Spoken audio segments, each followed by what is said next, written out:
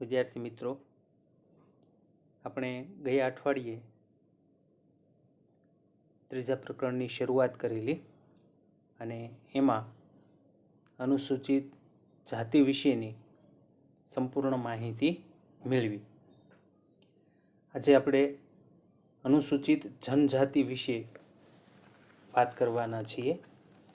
અનુસૂચિત જનજાતિ અને એના લક્ષણો વિશે. તો પ્રારંભિક વાત આપણે પ્રથમ પ્રકરણની અંદર અનુસૂચિત જનજાતિ વિશેની કરી છે. આપણે જાણીએ છીએ કે અનુસૂચિત જનજાતિને શેડ્યુલ ટ્રાઇબ્સ તરીકે ઓળખવામાં આવે છે.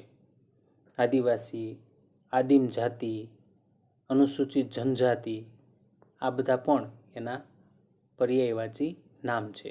આ નામથી પણ એમને ઓળખવામાં આવે છે. વિશ્વમાં સૌથી વધુ આદિવાસી વસ્તી ધરાવતો દેશ આફ્રિકા છે, જ્યારે આપણો દેશ ભારતનો ક્રમ બીજો આવે છે.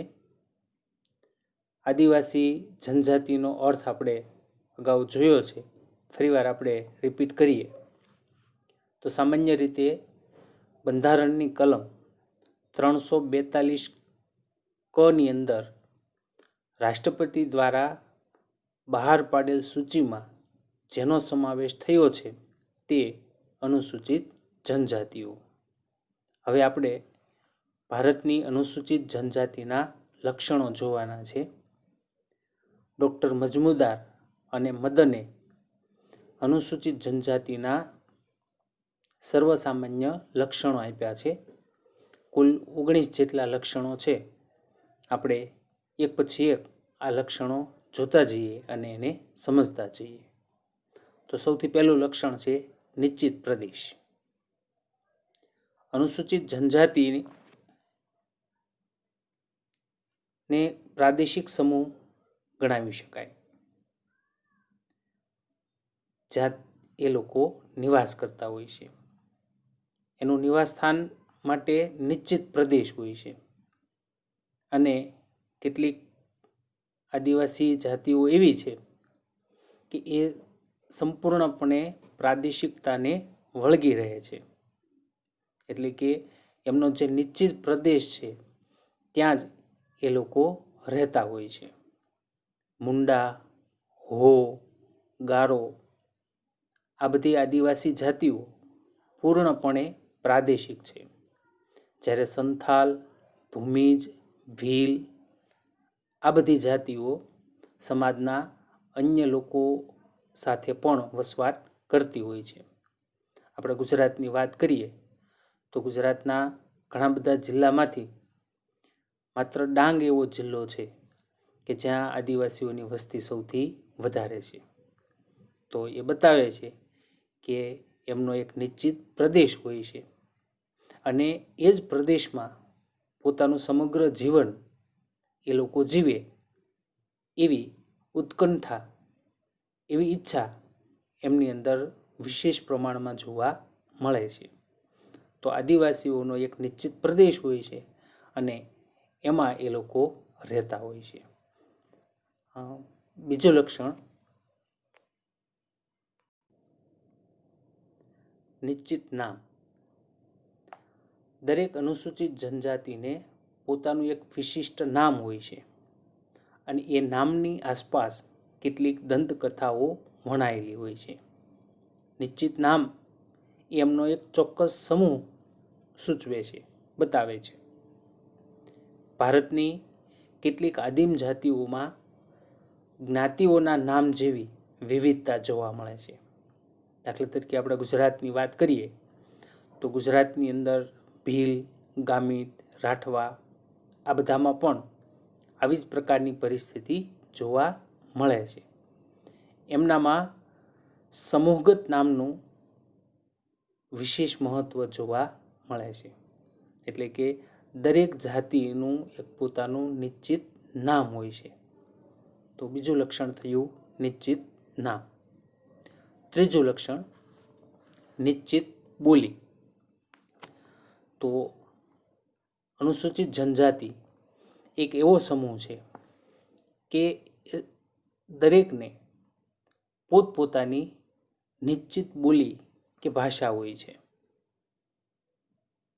કેટલીક આદિવાસી જાતિઓ પ્રાદેશિક ભાષાને અપનાવે છે, દાખલા તરીકે ભીમ, ભૂમિજ વગેરે.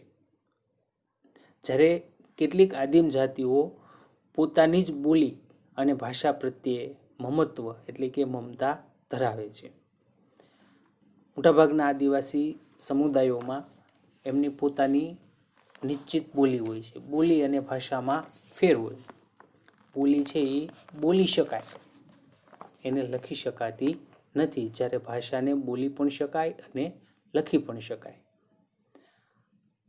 પરંતુ આદિવાસી સમુદાયની પોતાની જે વિશિષ્ટ બોલી છે એમાં જ એ લોકો સ્થાનિક વ્યવહાર કરતા જોવા મળતા હોય છે.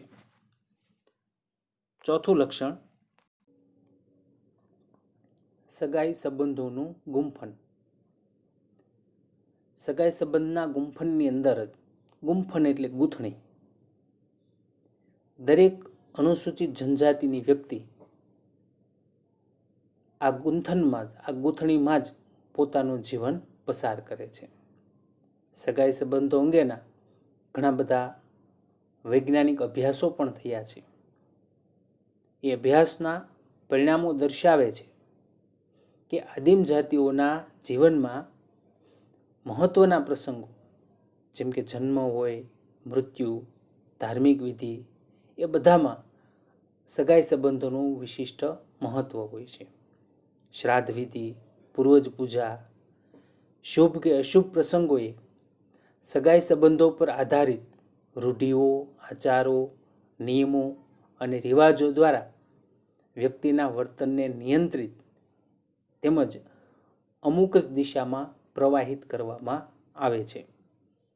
આ સગાઈ સંબંધોને આધારે એમના રીત રિવાજો, એમના નિયમો, આ બધું બનતું હોય છે અને એ વ્યક્તિના જીવનને, એના વર્તનને નિયંત્રણમાં રાખવાનું કામ કરે છે. કેવું વર્તન કરવું, કેવું ન કરવું, એ એના આધારે નક્કી થતું હોય છે. ઉપરાંત એમના વર્તનને અમુક જ દિશામાં પ્રવાહિત કરવામાં આવે છે, એટલે કે અમુક જ દિશામાં એને વાળવામાં આવે છે કે આ જ રીતે વર્તન કરાય, આ રીતે વર્તન કરી શકાય નહીં. તો ચોથું લક્ષણ, સગાઈ સંબંધોનું ગુંફન.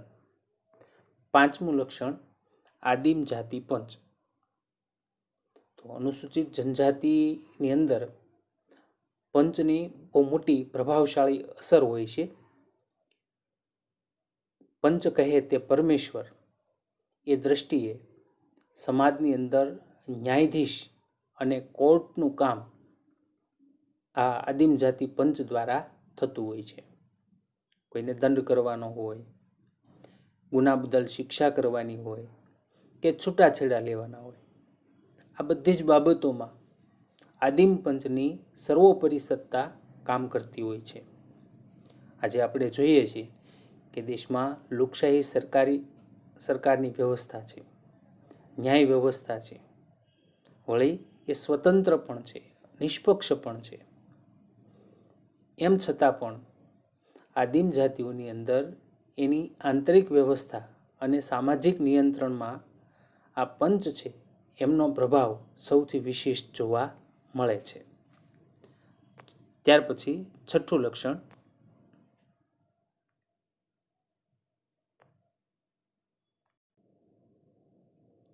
યુવા ગૃહો.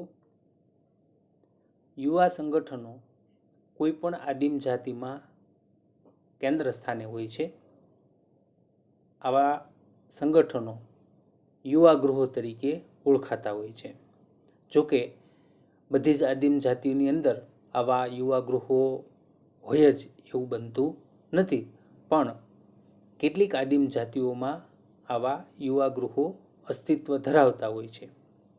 સંયુક્ત અને વિભક્ત એવા યુવા ગૃહો દ્વારા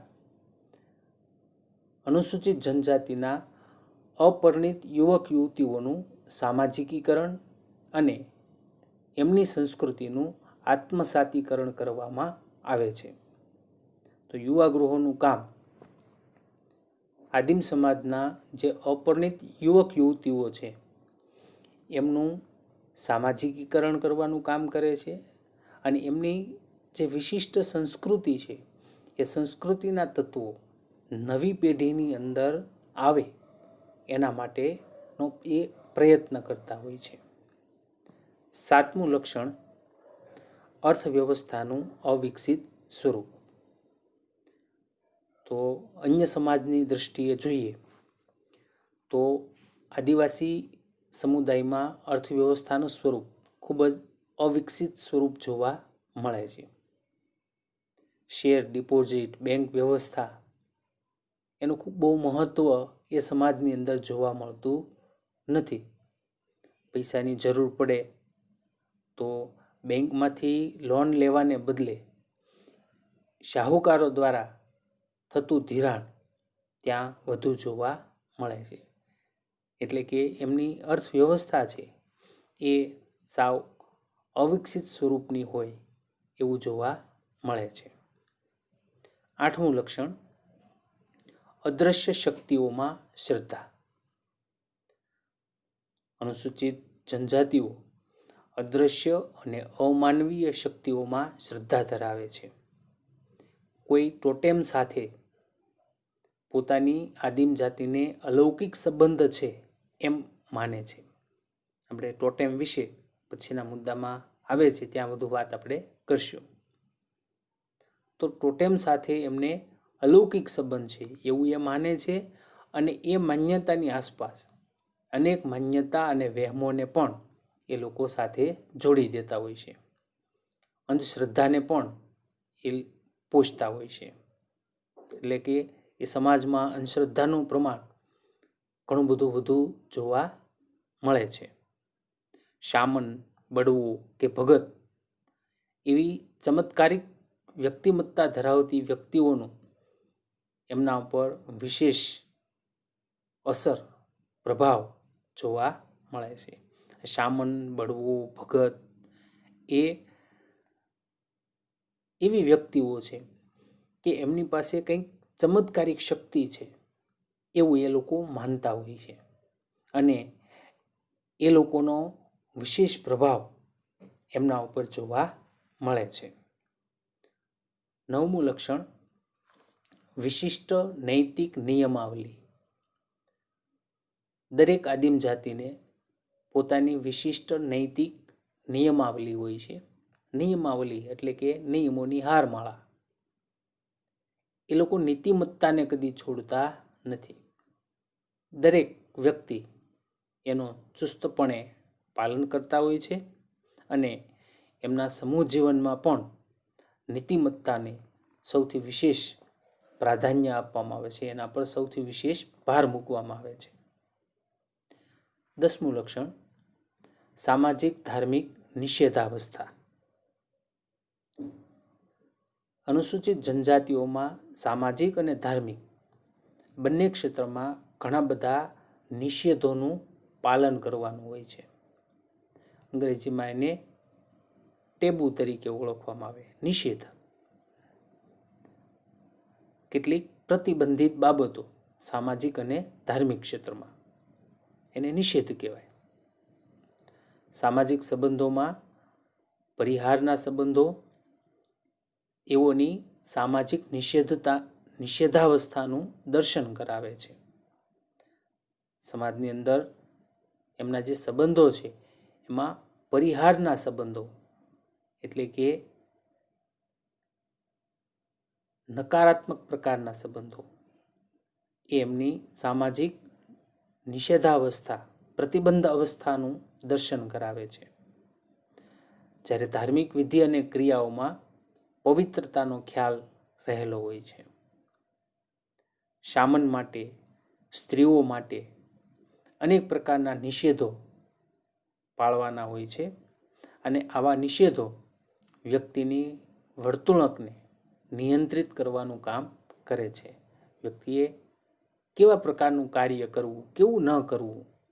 આ નિષેધો છે, પ્રતિબંધો છે, એ વ્યક્તિના વર્તનને નિયંત્રિત કરવાનું કામ પણ કરે છે. ત્યાર પછી 11મું લક્ષણ ગૂઢ શક્તિઓનું પ્રાધાન્ય. આદિમ જાતિના લોકો જુદા જુદા પ્રકારની ગૂઢ શક્તિમાં શ્રદ્ધા ધરાવે છે. ગૂઢ એટલે જેને સામાન્ય સમજથી આપણે સમજી ન શકીએ એવી, એને ગૂઢ શક્તિઓ કહેવાય. ટેકરીની ગૂઢ શક્તિઓ, જંગલની ગૂઢ શક્તિઓ, પૂર્વજોની ગૂઢ શક્તિઓ, મૃતવીરોની ગૂઢ શક્તિઓ, ગામની ગૂઢ શક્તિઓ, એ ઉપરાંત ભૂત, ચુડેલ, ડાકણ જેવી અનિષ્ટકારક ગૂઢ શક્તિઓમાં શ્રદ્ધા ધરાવે છે. એ લોકોમાં આપણે અગાઉ જ જોઈ ગયા એમ અંધશ્રદ્ધાનું પ્રમાણ વિશેષ હોય છે. એ ભૂત, ચુડેલ, ડાકણ આવી બધી ગૂઢ શક્તિઓ છે જેને આપણે સમજી ન શકીએ, સામાન્ય બુદ્ધિથી એનો સ્વીકાર ન કરી શકીએ, એવા પ્રકારની શક્તિઓમાં વધુ પ્રમાણમાં શ્રદ્ધા ધરાવતા હોય છે. 12મું લક્ષણ મૃત્યુ પછીના જીવનમાં શ્રદ્ધા. તો અનુસૂચિત જનજાતિના સભ્યો મૃત્યુ પછી જીવન છે એવી એ શ્રદ્ધા ધરાવે છે. પૂર્વજ પૂજા અને પ્રકૃતિ પૂજા, શરીરમાંથી મુક્ત થઈ આત્માનું અસ્તિત્વ ટકી રહે છે, એ ફિલસૂફીમાંથી ઉદ્ભવેલી જોવા મળે છે. એ લોકો પૂર્વજોની પૂજા અને પ્રકૃતિની પૂજા કરતા હોય છે. શરીરમાંથી આત્મા મુક્ત થાય તો એનું અસ્તિત્વ ટકી રહે છે. એમાંથી આ પૂર્વજ પૂજા અને પ્રકૃતિ પૂજા એ બેનો ઉદ્ભવ થયો છે. મૃત્યુ પામેલી વ્યક્તિને ખુશ કરવા માટે સમૂહ શ્રાદ્ધ ઉજવવામાં આવે છે. એ ઉપરાંત મૃત્યુ પામેલી વ્યક્તિની સાથે એને વાપરવા માટે ઉપયોગી એવી ચીજવસ્તુઓ પણ સાથે મૂકવામાં આવે છે. તો આ રિવાજો એવું દર્શાવે છે કે એ લોકો મૃત્યુ પછીના જીવનની અંદર શ્રદ્ધા ધરાવે છે. ત્યાર પછી 13મું લક્ષણ ગોત્રચિહ્ન, નિષેધ અને છૂંદણાનું મહત્વ. ગોત્રચિહ્નને અંગ્રેજીમાં ટોટેમ કહેવાય, નિષેધ ને ટેબુ અને છૂંદણા એને ટેટુ કહેવાય. તો અનુસૂચિત જનજાતિમાં ટોટેમ, ટેબુ અને ટેટુ આ ત્રણેયનું ખૂબ મહત્વ છે. ભારતની ઘણી બધી અનુસૂચિત જનજાતિઓમાં ગોત્રચિહ્ન એ ખૂબ મહત્વ ધરાવે છે. દરેક જનજાતિ ગોત્રચિહ્નમાં શ્રદ્ધા ધરાવે છે અને ગોત્રચિહ્નમાં એની આસપાસ વણાયેલી વર્તન પ્રણાલીમાંથી ગોત્રચિહ્નવાદનો ઉદ્ભવ છે થાય છે. એ જ રીતે જનજાતિ સમાજમાં નિષેધોનું પ્રમાણ પણ સવિશેષ હોય છે. શું ન કરવું, પ્રતિબંધો, એનું પ્રમાણ વિશેષ જોવા મળે છે. સાથે છૂંદણા છૂંદાવવાનો રિવાજ મોટાભાગે ઘણી ખરી આદિમ જાતિઓની અંદર જોવા મળે છે. શરીરના વિવિધ ભાગ ઉપર છૂંદણા એ લોકો છૂંદાવતા હોય છે. આપણે એને ટેટુ એવા નામથી ઓળખીએ છીએ. અત્યારે ટેટુની ફેશન છે. ઘણા બધાના શરીરના જુદા જુદા ભાગો ઉપર આવા ટેટુ જોવા મળે છે. તો ગોત્રચિહ્ન એટલે કે ટોટેમ, નિષેધો, પ્રતિબંધો એટલે કે ટેબુ અને છૂંદણા એટલે ટેટુ. તો લગભગ બધી જ આદિમ જાતિઓની અંદર આ ત્રણેયનું અસ્તિત્વ જોવા મળે છે.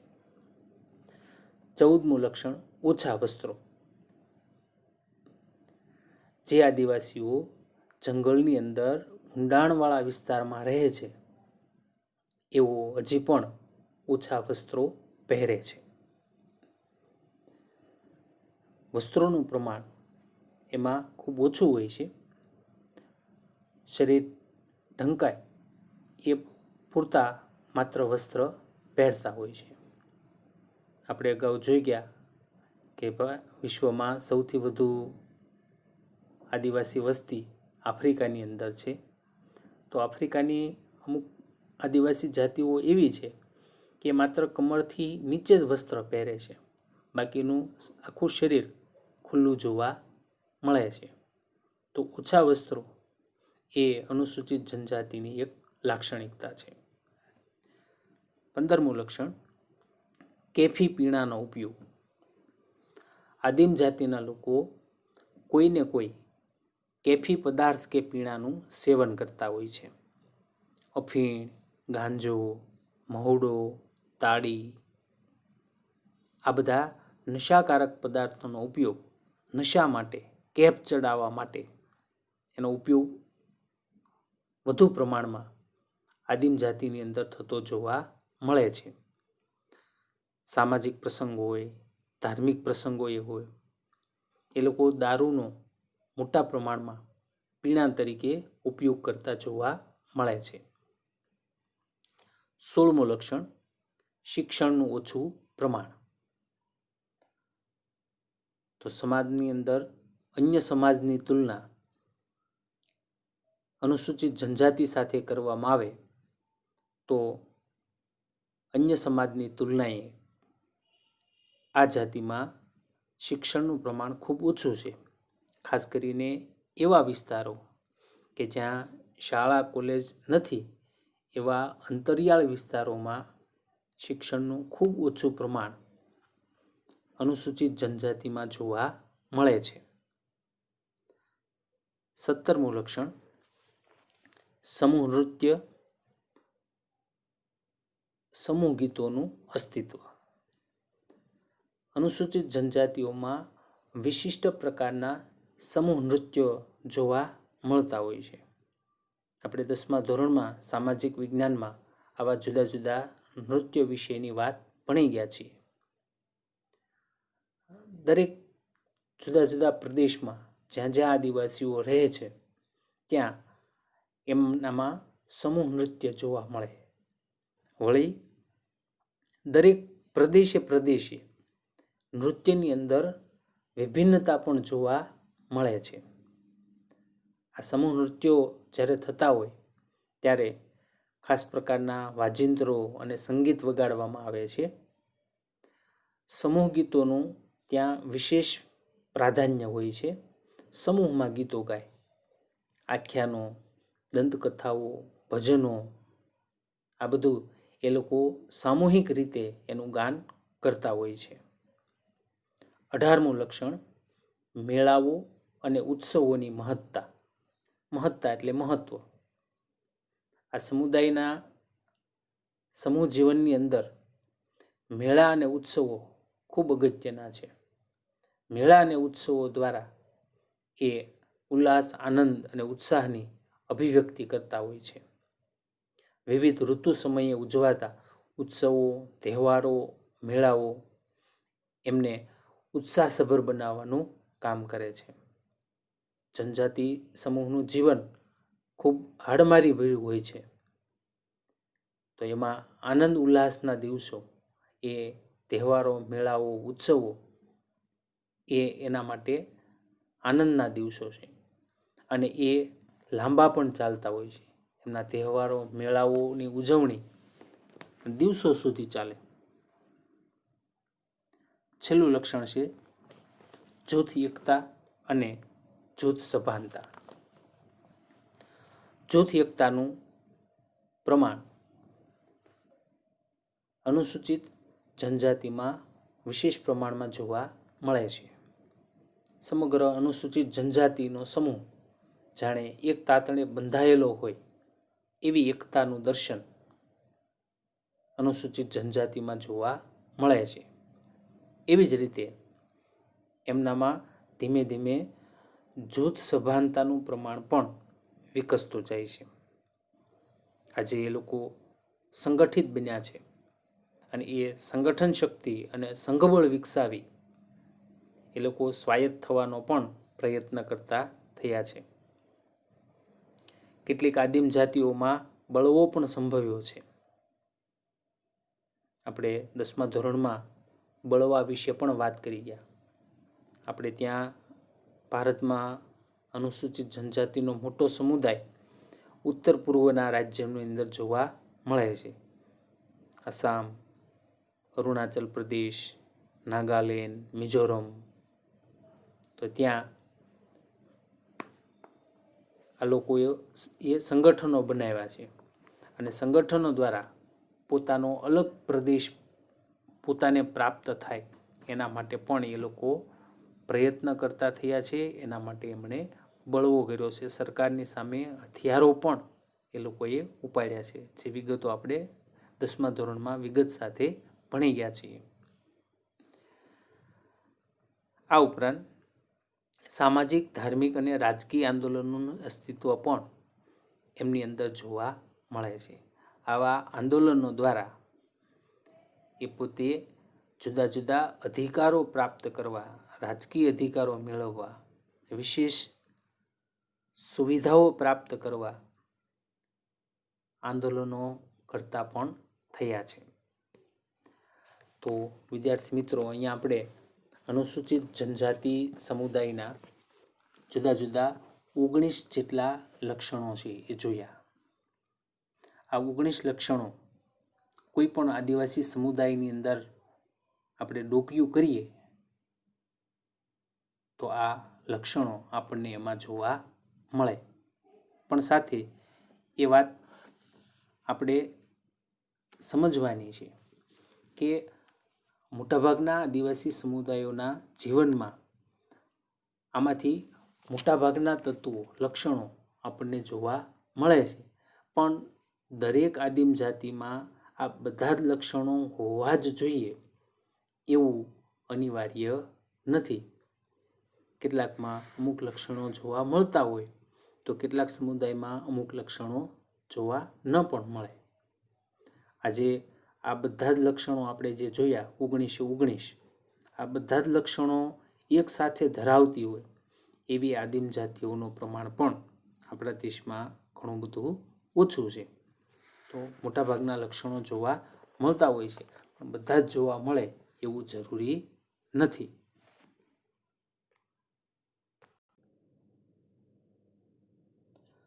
તો વિદ્યાર્થી મિત્રો, આજે આપણે આજના સેશનમાં અહીંયા સુધી આપણે રાખીએ છીએ. હવે પછી આવતા અઠવાડિયે આપણે આગળ વધશું ત્યારે ભારતની આદિમ જાતિઓનું વર્ગીકરણ અને એમના સાંસ્કૃતિક વૈવિધ્ય વિશેની આપણે વાત કરશું. હોમવર્ક આજે આપણે જે મુદ્દા જોયા છે અનુસૂચિત જનજાતિ અને એના લક્ષણો, તો એમાંથી હોમવર્ક રૂપે 1-2 વાક્યના પ્રશ્નો સાંજે 5 પછી મૂકવામાં આવશે.